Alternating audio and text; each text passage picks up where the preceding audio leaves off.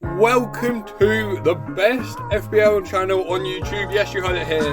The best FPL channel on YouTube. This is it. This is where we're going. I'm going to bring the mic closer for this one. I'm about to review my Game Week 3 team. So get into it with me as we review this. Okay, looking at my Game Week 1 team. Game Week 2 team, sorry. It's looking alright, it's looking good, you know. Game Week 1, I'll tell you a bit about that. We got 82 points Game Week 1. I was flying high, top 464k, boys. And then we went to Game Week 2, and things just went better from worse. So let's start from the back line. Let's start with the goalie. Okay, so I have John Stone on the bench, obviously, for Crystal Palace. I was like, he's going to do terrible against Arsenal. Nottingham Forest versus Sheffield United. Sheffield United looked shite in their first game. Matt Turner, what did he get? He got a big old 2 points for us, 90 minutes. He barely made any saves. Forest managed to win that game, but I don't know how Matt Turner really did in that game. If we just look at the bonuses of where Matt Turner was, he was nowhere to be seen anywhere near there. He got 5 saves. Actually, I'm looking at the wrong week. He got, let's see how many saves he got. He did only 2 saves this week. It wasn't looking good for our boy, Matt Turner. But moving on to the defence. Obviously, I'm recording this before the Arsenal match. So just looking at this, see if Arsenal can save our week. Estupiñán proving once again why he is the best defensive asset in the game. You heard me right. The best defensive asset in the game. What? Who are you thinking about last season? Trent. L. Obviously not. Way too expensive. Doesn't even get any points anymore, boys. But the fit person who does get points, Estupiñán. You've got no Andy Robertson. You've got none of the Arsenal defenders are getting anywhere near as many points as this guy. He got 1 goal, 1 assist, and if only he could have kept that clean sheet at the end there and 1 bonus. But 11 points, sort of saving our week there. Now Gabriel from Crystal Palace, he's still got to play against them. We're going to see if he can do well for Arsenal. He better start. There was a whole controversy with Saliba, and this man Gabriel did not start. Why did Gabriel not start? Annoying. But guys, stay tuned. My transfer plans will be telling you all about that. Chilwell, I was like, Reece James is injured. Chilwell's going to bomb. He did so well against Chelsea. He got dragged off on 60 minutes. And we'll talk a little bit later on about Ben Chilwell and my transfer plans for him. But 60 minutes looks dragged off, and he doesn't look like he's actually going to be playing that left back role. He also got 2 goals conceded when he was on the pitch, and obviously did not concede. He was clean sheet point, only getting 1 point. Now the saviour. Let's move on to the midfield now. Just looking at the midfield, it's been a bit of a shocking week for me. We're going to start off from left to right.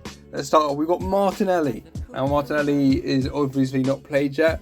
He is, I guess, a differential. Lots of people don't have Martinelli. They might have Maddison. They might have gone Eze, a lower defender, to get Watkins in.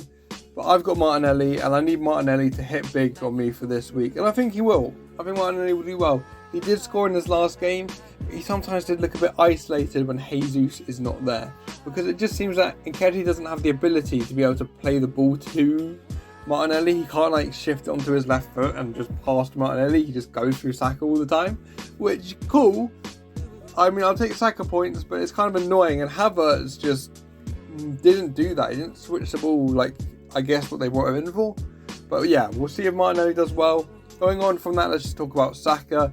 We hope Saka does well. We hope he scores. It's been a very low scoring game week so far. So we need Saka and Martinelli to do well together for me just to get more points. So I'm really relying on a triple Arsenal asset. Now the Man United assets, let's talk about that. Let's talk about Rashford first. Ten Hag, you're ruining one of the greatest FPL assets of the last season, man. You're ruining him. Rashford got 2 points. 2. It's because you're only playing him as a striker. Even when you sub on Martial, Sancho, he was still playing up top as a striker. He looked terrible. He was awful. He barely got on the ball. When he did, he somehow did a close range shot to the keeper that got easily saved. The only chances in the game were from Anthony, who was at the post, and he missed an easy header. He's not built for that number 9, number 10 role in the striker position. Please remove him from that. Play Martial, play Sancho as a false 9, just anything, but you can't keep moving Bruno and Rashford away from their normal positions because it's not working. It's clearly not working. And going on to Bruno, he was not playing in the centre. Mount was playing in the centre. Bruno was forced out wide every time. He was awful. He missed an easy header. He created a great chance for Rashford. Obviously, we just talked about him missing that one as well. It's awful. Genuinely. I'm pissed a little bit. Just because they look bad. Now, we're going to talk about transfer plans in a minute. I've got some interesting ideas about the Man United players. But the saving grace in our team of Estepinian, I've only had 2 players actually get points this week in my main team. Who will actually get return points. Is Mbeumo. Mbeumo got 16 points for me. Played 90 minutes. He got 2 goals, 1 clean sheet point, and 3 bonuses. And if we just go and look at the Brentford game here, he was good. He was class. He got 3 bonuses. He got 43 bonus points in the system. He looked amazing. And I think he's really good to be that Ivan Toney replacement. Now, when Ivan Toney comes back, he's not going to be as good. Wissa also looked amazing in that game. But Mbeumo has really saved my week. Am I butchering that name? That's fine. He had 2 goals, 1.79 XG. He looks very good. He doesn't look good for the assists, but he looks very good to be the finisher, to score the goals. And he's already risen in price to 6.6 million. So I told you. Well, I haven't told you guys, but I was always leaning towards him. Brentford always looked really good. And without Tony, someone had to fill that striker void. And people going Eze, who, yeah, Crystal Palace look alright, but he had a bit of a stinker towards the end of last season. Or you look at Diaby, who also is just not Premier League proven. And he scored, yeah, but you can't ever beat this guy. He's the best 6.5 million defender midfielder we have got. And I genuinely think that he's going to do really well for the next few game weeks.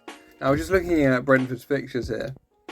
Crystal Palace, Bournemouth, yes, they got Newcastle, Everton, Nottingham Forest. The next 4 out of 5 fixtures, I would say that they're the favourites. Maybe Crystal Palace could go 50-50, but Bournemouth, Everton, Nottingham Forest, they should definitely win those games. And who's going to be the guy scoring the goals? It's going to be this guy.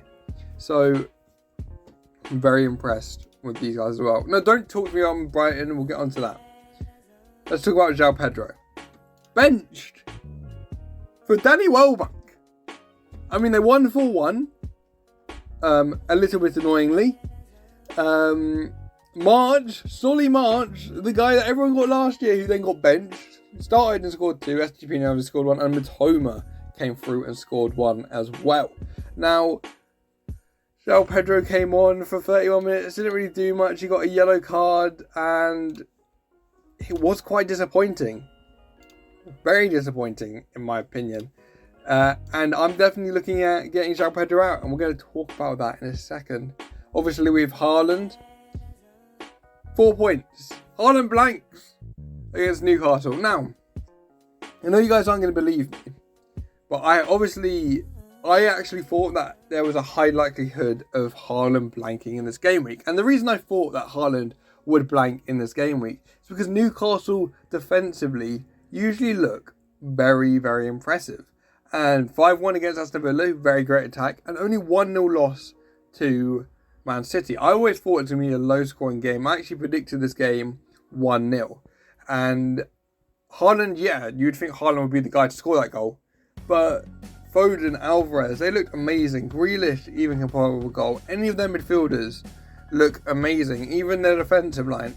Any goal from anywhere. Because you knew that Newcastle would defend a lot of the time, and when Man City scored, they could sort of go into second gear almost. You know, like they can sort of just pass the ball around Newcastle and not let them have really a sniff of the ball. Now, I didn't watch the game, so I could be completely wrong with that. But what I'm saying to you guys is that Man City, personally, would always dominate that game. But it was always going to be a very low-scoring game. So I wouldn't worry about Haaland. He's not going to flop. I mean, their next game is against Sheffield United, who are arguably the worst team in the league right now. So I would definitely not consider getting rid of Haaland. Now, just going through the bench, so I got Johnston hasn't played. Udigi, who I benched from Tottenham, or Udogi, or whatever his name is, got 5 points. Could have played him instead of Chilwell maybe, but obviously that's with hindsight. Botman got 2, and obviously we don't need to really talk about Mubama. But yeah, so let's talk about my transfer plans then. So just looking at my team, I am looking at getting João Pedro out. I've got 2 free transfers. I rolled my transfer from the first week. I thought my team looks good. I'm ready for the next week. And there's a few players I've earmarked, okay? So let's just get the obvious one out of the way.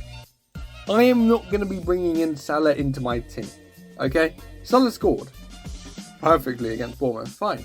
But he missed a pen to score it, which in FPL terms is not the greatest way to score a goal by missing a pen. He also looks like a shadow of his former self. He really isn't competition for Haaland. He really isn't. And I won't be considering any Liverpool assets until we get a more stable lineup from them. Now, Luis Diaz comes back from injury. He's probably the most likely one I would get in right now, seeing as I'm looking at getting rid of Bruno Rashford. But I've got to say that Salah is no-go, and Luis Diaz is an option, but I don't actually know what the Liverpool fixtures are. So if we just go to here and let's just have a look, see if we can see. Yeah, let's see a look at Luis Diaz.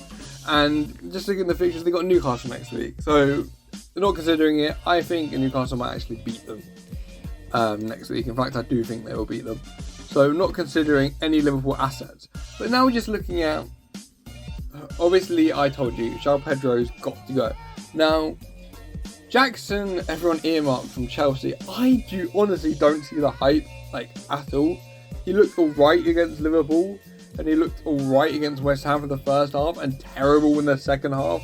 And I'm just not confident on him at all. And I'm way more confident on Alvarez. Now, the Man City lineup is interesting now because it's been pushed wide open. Now, I am a bit nervous about Man City and the Pep roulette that we all go through. De Bruyne's obviously out. Bernardo Silva was out from that last game. So is it likely Foden and Alvarez will start together again? Who knows? But they do play very well together. Also, you've got to remember, we've just had the Community Shield. So he plays his strong team in that.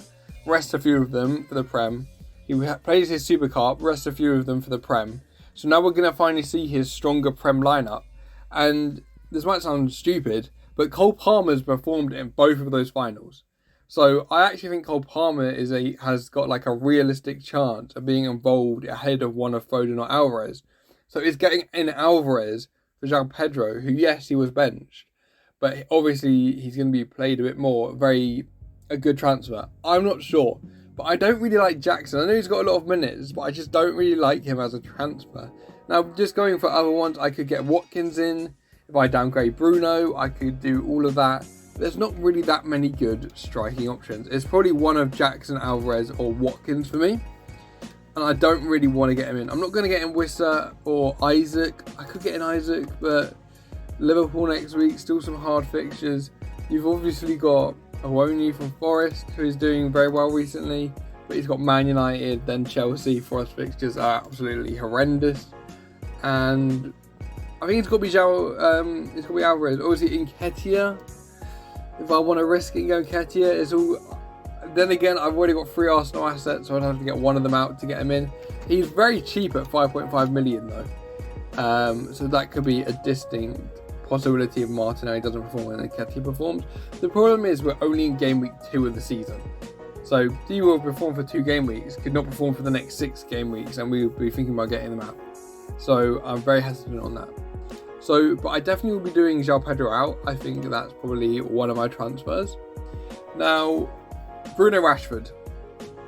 Man United against Wolves were awful, managed to win from an masterclass, although Wolves probably should have had a pen. Against Spurs, they probably should have had a pen for Bruno, but they looked awful. Forest is definitely a game you want to bounce back in. Now, Forest have been playing well. They lost to Arsenal, but they scored in that game. They kind of held their own a little bit. And against Sheffield United, they were still very good. And they managed to get a win in the last minute. So are Forest on form? Sort of. I would say Forest are a little bit on form.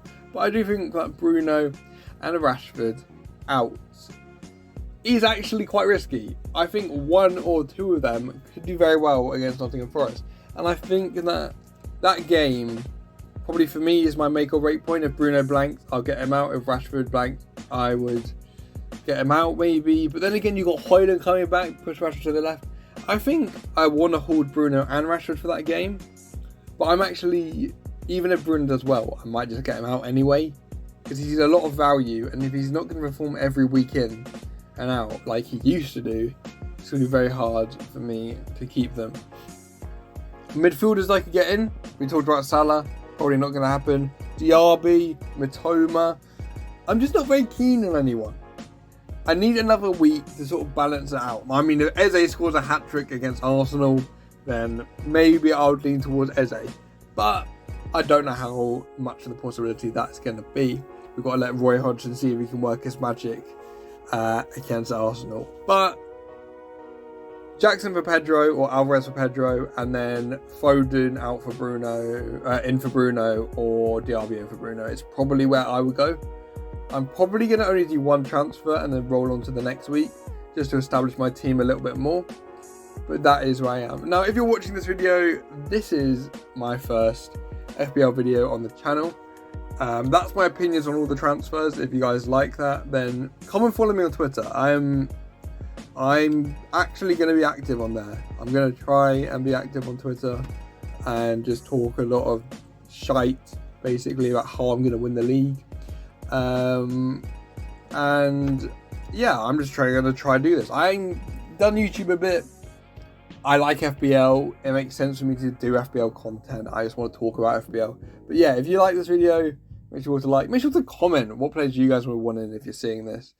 And make sure to subscribe. I'm currently on 0 subscribers. So it could do with that changing. You could be the 1st. You could be the 10th. You could be the 1,000,000th. Yes, I'll be the first FPL YouTuber to reach 1,000,000. Definitely.